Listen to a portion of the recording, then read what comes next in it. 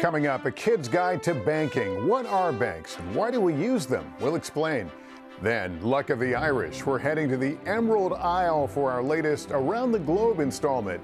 Also, this one-of-a-kind Girl Scout troop is helping girls connect and not feel alone. I love Troop 6000. I'm glad that I'm in it because it is very special to me. The best thing about being a Girl Scout is that you get to learn about things that you never knew before. Plus, Backstage Pass, our pal Jackson Daly takes us behind the scenes at The Voice with coach and country star Blake Shelton. Here's all that anybody ever cares about. They want to know about the chairs, right? Here's where I've been sitting since 2011. I got my speakers built into the chair. And what's in a name? Find out how some families come up with names for their pets. Bubbles right here, I named her that because of the Powerpuff Girls. And there just may be a special guest on hand. She's a good girl. This is NBC Nightly News, Kids Edition. Welcome back to Nightly News Kids Edition. It's great to be with you on a Saturday morning. We've got a great lineup from pet names to our pop quiz to a behind-the-scenes look at NBC's singing competition, The Voice. What does it take to be on Team Blake? A sense of humor. You know, people that don't take themselves too serious. But first, let's begin with one of the top stories we're covering this week. There's been a lot of talk about banks and how safe they are after the collapse of the Silicon Valley Bank. It has some grown-ups nervous, and it got us thinking, just what are banks all about? Our good friend Stephanie Rule explains. Hey there, Lester. I'm really glad we're talking to kids about this because banks can sound really scary and overwhelming, but guess what, guys? They're actually really simple. A bank is a place where you go to put your money away for safekeeping, but it's also a place where you can go to get a loan, like when you ask your parents for your allowance ahead of time. So let's break it down. Think of a bank like a piggy bank, but for adults. You might even recognize a few of the big ones, like Bank of America, Wells Fargo, or Chase. It's a place where you can put your money and know that it's there when you need it. Banks offer all different kinds of ways to save. Checking accounts, savings accounts, and sometimes they even pay you to let them hold your money. That's called interest. Wouldn't it be nice if every time you put $1 in your piggy bank, you got an additional 5 cents? Bank accounts make it really easy to pay bills or get cash at ATMs whenever you want, so you can use it to buy something or go out to eat. And with a bank account, it's an easy way to save money, just like you do with yours at home. Put the money in and only use it when you need to. But how does a bank pay you to keep your money there? Remember how I said they also offer loans? Banks take the money you put in your account and then lend out a portion of it to someone else who needs the money. Maybe they're starting a new business or buying a home. Banks charge people a fee for that loan and then give you part of it. That's the interest you're getting for giving your money to the bank. Because banks use the money you give them, they have to follow all kinds of rules so your money is safe and you can get it out when you want. Recently, some people who had money at a couple of banks got worried that they wouldn't be able to get their money back when they wanted. But the government doesn't want people to worry about things like that, so it stepped in to make sure there wouldn't be problems. That's because banks are really important. They help people start businesses, or buy a car, or save for a time when they don't work anymore.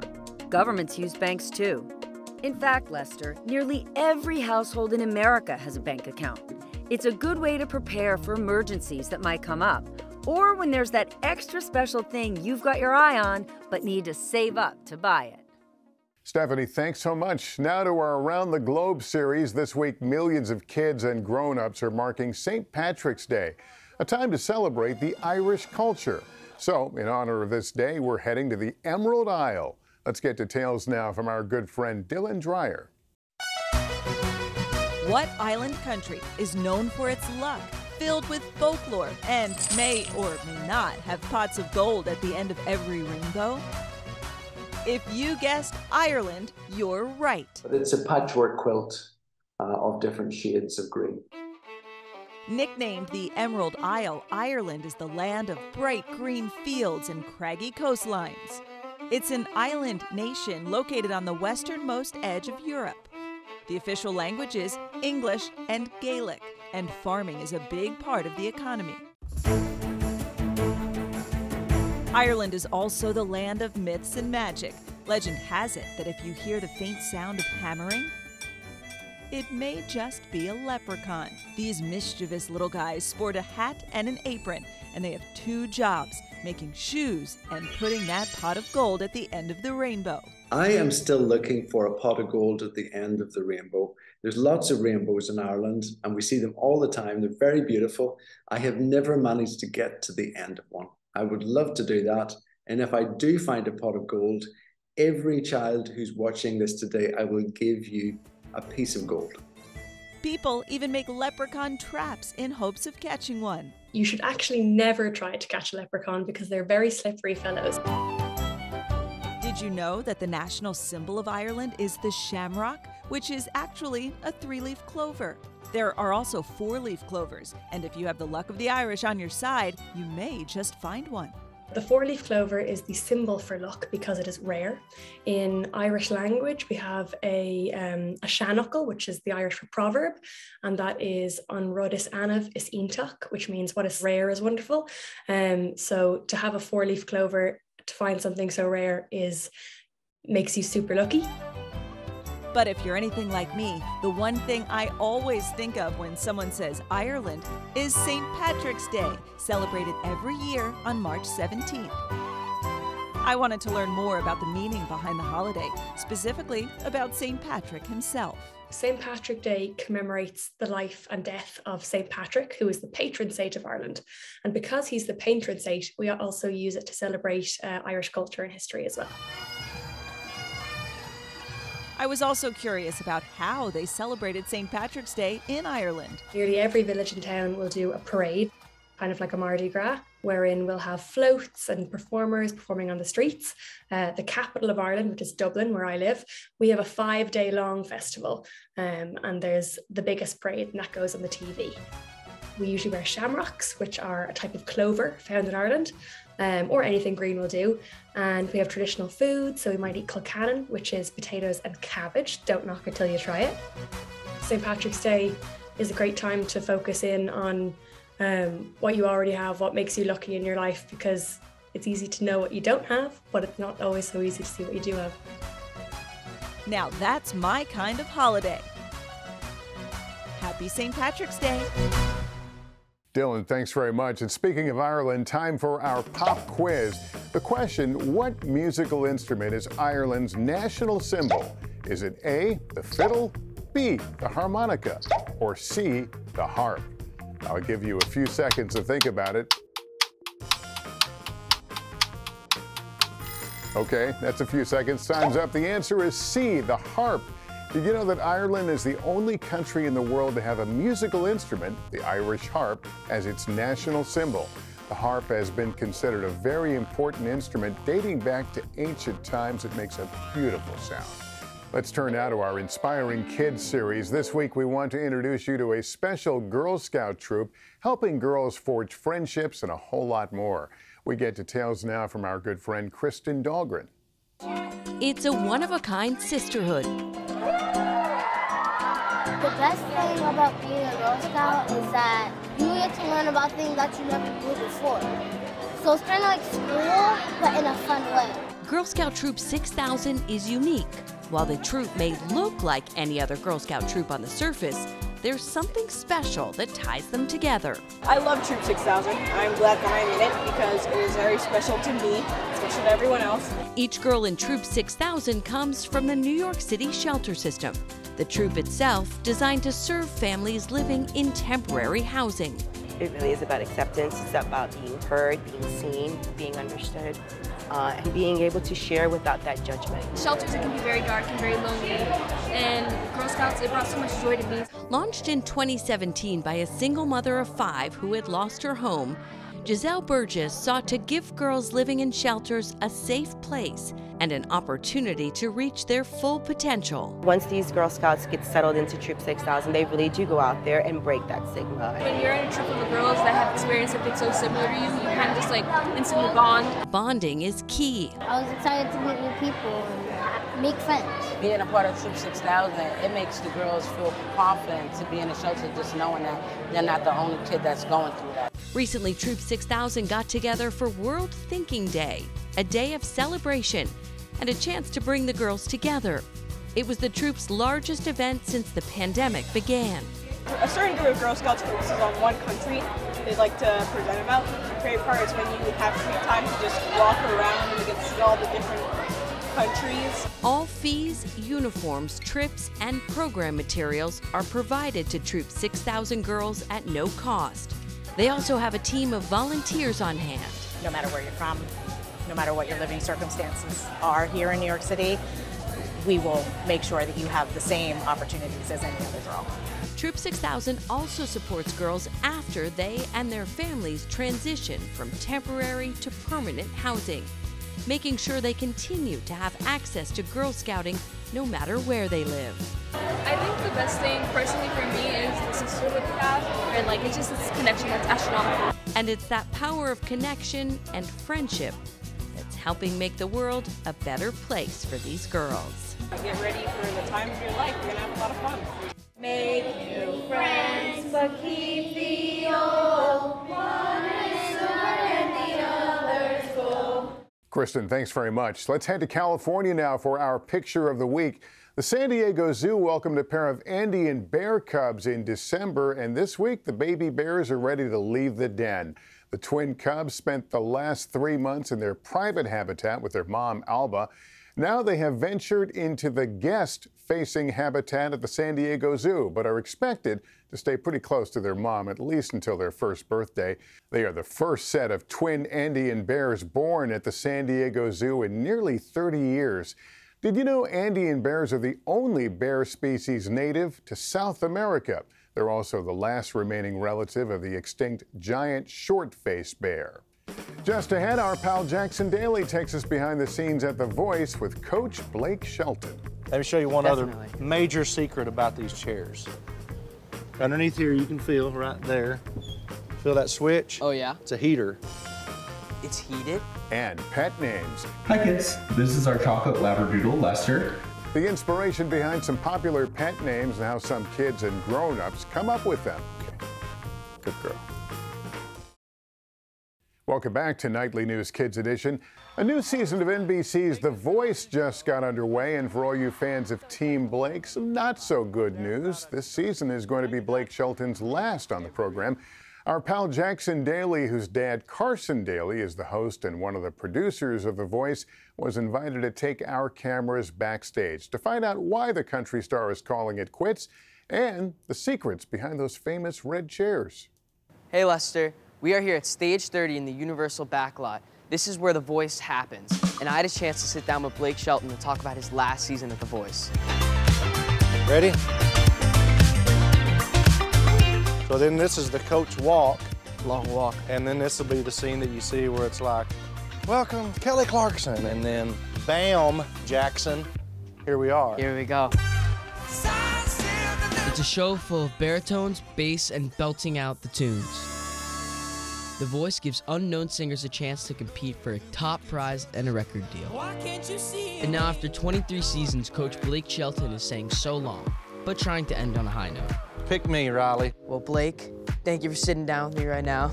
You and my dad have been on The Voice throughout it all. Blake Shelton, this is your last season. This is it, buddy.